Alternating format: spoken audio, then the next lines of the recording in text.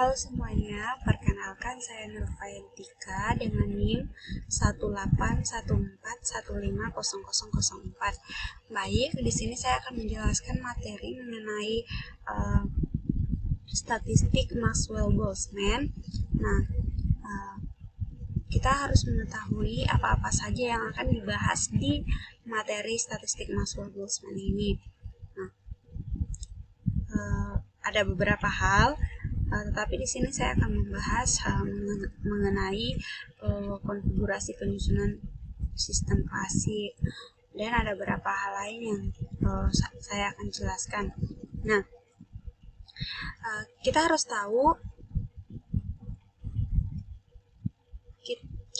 tahu di mana statistik Maxwell-Boltzmann ini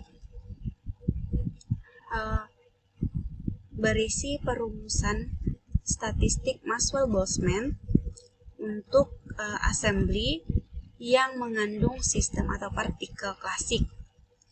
Nah, contoh partikel klasik adalah atom dan molekul-molekul gas. Nah, umumnya partikel dengan massa yang jauh lebih besar daripada massa elektron dapat dikatakan atau dianggap sebagai partikel klasik. Nah, di dalam statistik Maxwell-Boltzmann ini kita akan membahas beberapa hal. Nah, yang pertama itu kita masuk di mana statistik Maxwell-Boltzmann ini tuh sering digambarkan sebagai statistika bagi partikel klasik yang terbedakan. Nah, sistem partikel klasik terbedakan merupakan sistem partikel yang konfigurasinya berbeda ketika dua atau lebih partikel dipertukarkan.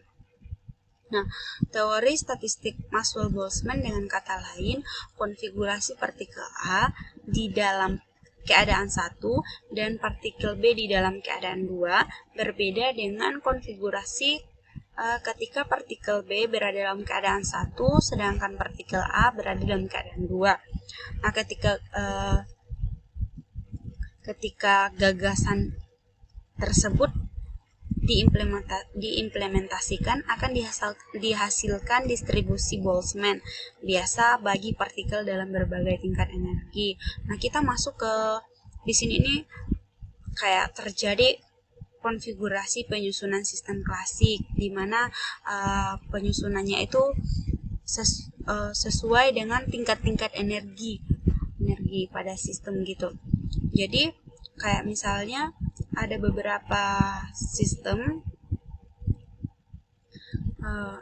kayak di sini dijelaskan di mana konfigurasi partikel A dalam keadaan 1 dan partikel B dalam keadaan 2. Demikian juga berbeda dengan konfigurasi ketika partikel B berada dalam keadaan 1 dengan partikel A dalam keadaan 2. Jadi ada beberapa sistem dimasukin ke dalam keadaan 1, misalnya kayak partikel A dimasukin ke dalam keadaan 1, partikel B dimasukin ke dalam keadaan 2, seperti itu. Jadi berbeda. Kemudian yang di sini juga di partikel-partikel yang sistem partikel ini dia sesuai dengan tingkat-tingkat energinya. Ada berapa ketika kayak dimasukkan berapa partikel di satu tingkat-tingkat sistemnya itu tidak dibatasi dari itu sistem pertama, kedua sampai sistem seterusnya. Nah, untuk selanjutnya kita membahas di mana fungsi distribusi ini juga menghasilkan hasil yang kurang presis untuk entropi. Nah, yang sebagaimana ditunjukkan dalam paradoks Gibbs.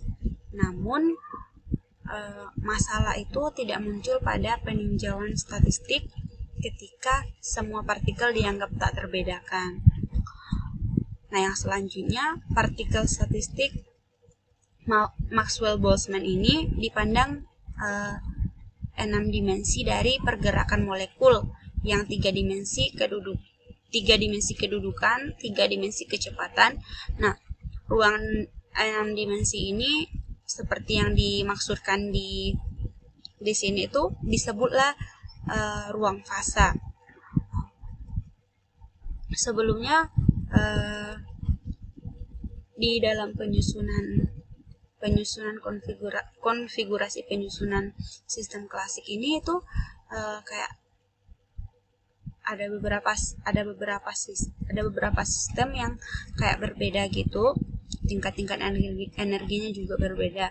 Nah, yang terjadi itu ketika terjadi pertukaran partikel, tetapi itu di masing-masing sistem gitu. Tetapi kalau misalnya ada 2 assembly kemudian yang digabungkan, itu di situ tidak terjadi yang namanya pertukaran partikel, tetapi yang diizinkan itu adalah pertukaran energi. Nah, kemudian kita masuk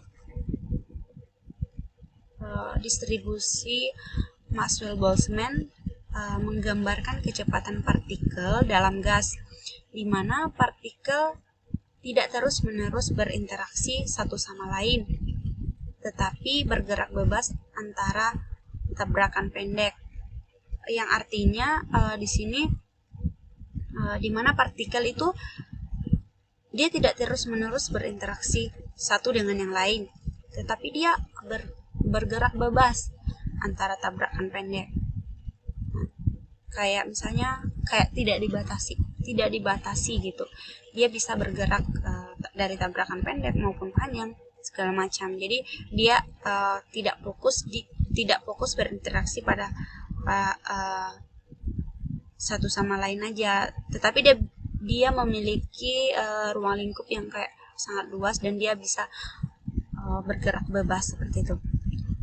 Kemudian di sini menggambarkan kemungkinan kecepatan partikel atau besarnya vektor kecepatannya yang dekat dengan nilai yang diberikan sebagai fungsi dari suhu dari sistem, massa partikel, dan bawah nilai kecepatan.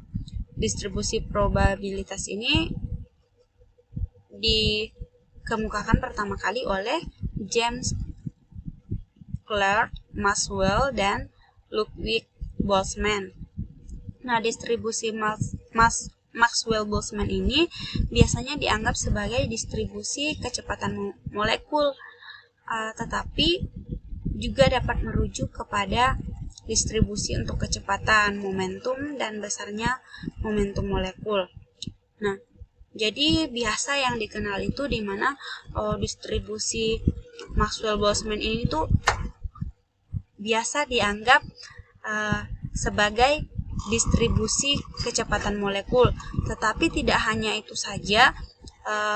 Distribusi Maxwell-Boltzmann ini juga merujuk kepada distribusi untuk kecepatan, momentum, dan besarnya momentum molekul. Nah, yang masing-masing akan memiliki fungsi probabilitas distribusi yang berbeda. Jadi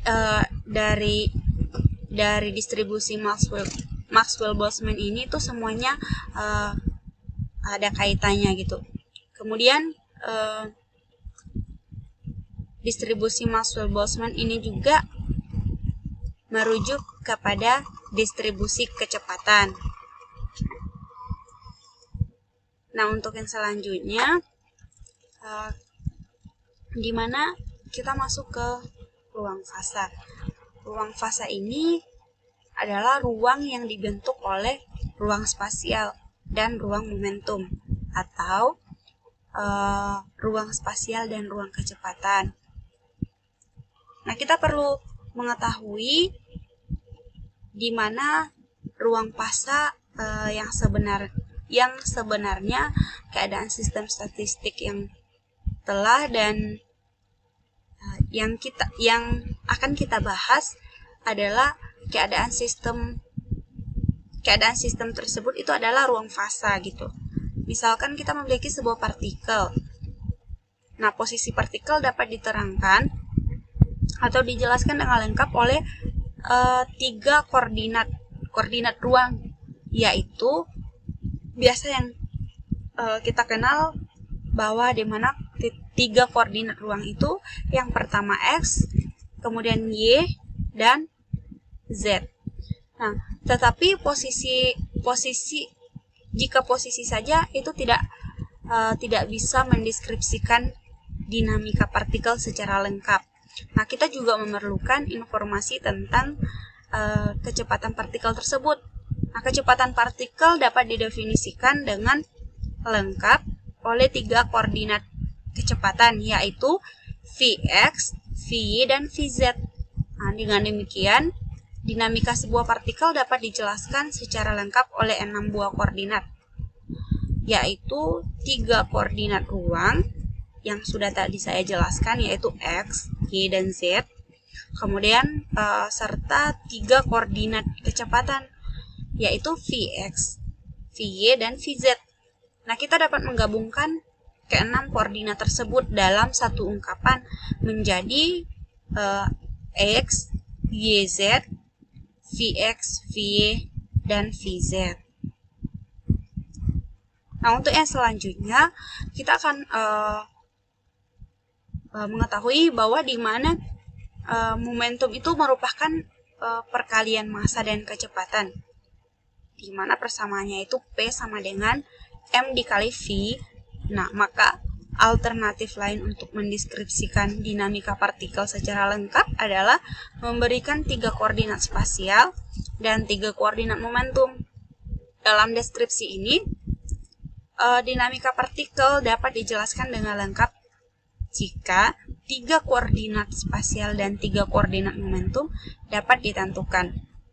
Nah, ke-6 koordinat tersebut digabung dalam satu ungkapan menjadi X, Y, Z, kemudian Px, Py, dan Pz. Nah, ruang yang diungkapkan oleh koordinat momentum saja disebut ruang momentum. Jadi kalau misalnya ruang yang dijelaskan melalui koordinat momentum berarti itu disebut sebagai ruang momentum saja. Tetapi sedangkan ruang yang direpresentasikan oleh gabungan koordinat dan momentum, maka disebutlah dia ruang fasa. Jadi itu saja yang bisa saya sampaikan mengenai materi statistik Maxwell-Boltzmann ini. Semoga bermanfaat. Terima kasih. Okay.